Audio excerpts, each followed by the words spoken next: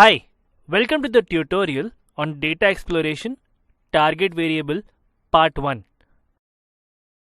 By the end of this tutorial, you will be able to explain why data exploration is important, list the questions one should answer while exploring the target variable.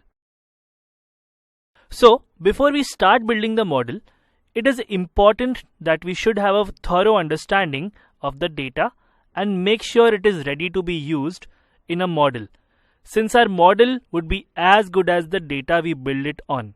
It is also advised to take a structured and step-by-step approach in understanding and preparing our data to ensure we build a robust and accurate model. Else, we may end up building a model whose output we don't fully understand. So now let's begin with understanding our target variable, as this is the most important variable in our dataset, and our modeling will be about predicting this variable. Let's have a look at the questions one should usually find answers to while exploring the target variable. What information does this variable represent? What is the data type for this variable? Do the few sample values that we can eyeball, that is skim through, make sense? What are the minimum, maximum, mean, median values for this variable, and whether these make sense and what we can infer from them? Does the target variable contain any outliers that we need to treat? Are there any missing values in the target variable that we need to treat? What is the distribution of the values of this variable over its range? Are the values uniformly or normally distributed, or is data skewed towards lower values or towards higher values? This process of analyzing or studying one variable in detail is called univariate analysis. You may often come across this term in your journey as a data scientist, so know that uni means one and univariate analysis means analysis of one variable. Let's now answer these questions one by one. For first two questions, we know the target variable, that is sale price, which represents the price in dollars at which a house was sold. And we also know the data type for this variable, which is float 64, that is a continuous numerical variable, as we have seen earlier. Now for eyeballing the kind of values this variable contains, let us see the first 10 values of this variable. For that, we write the code that we had learned previously. Raw housing data sale price dot head 10. Now press Ctrl and enter and the command gets executed. As we have discussed earlier in Python, the index starts with 0, which is visible on the first left column.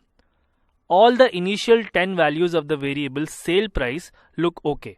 But we can see that the sixth observation value, that is 1,230,000, is much larger compared to the others. This would be an outlier. What is an outlier and whether this particular observation is an outlier, we would learn shortly. Similarly, let's study the last 10 values for this variable. For that, we write the same code that we learned earlier.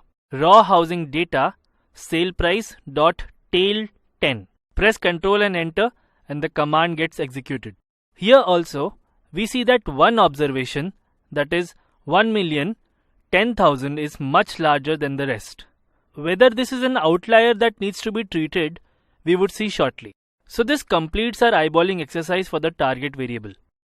Eyeballing is nothing but skimming through the values of the variable of interest and see whether you notice any pattern or any anomaly by just looking at the data.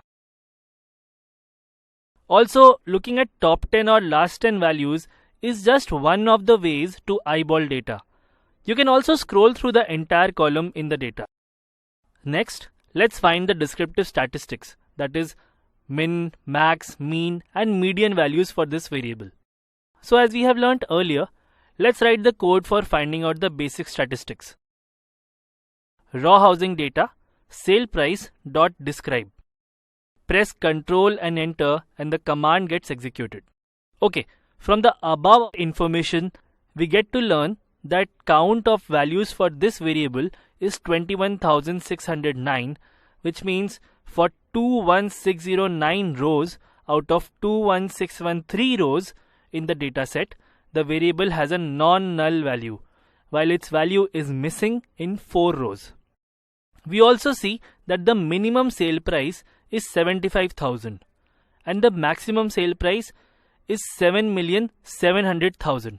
So we can say that the sale price has quite a bit of range from 75,000 to 7.7 million.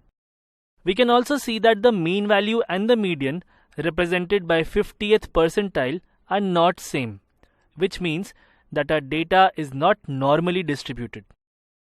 We can also see that mean value for this variable, approximately 540k, is higher than the median 450k, which means the data may contain a few outliers of high values or could be skewed towards lower values, that is, contains more data point of lower values or both, as we would see shortly.